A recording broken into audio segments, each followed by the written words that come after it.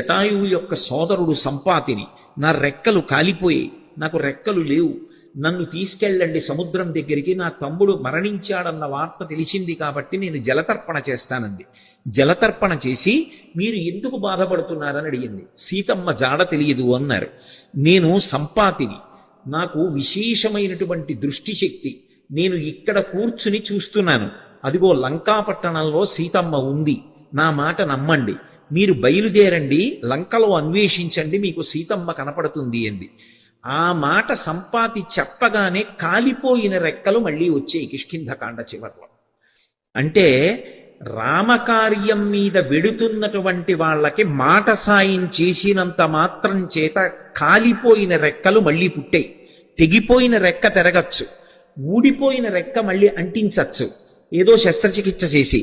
అవి కాలిపోయాయి కాబట్టి ఇక మొలవో పక్షికి.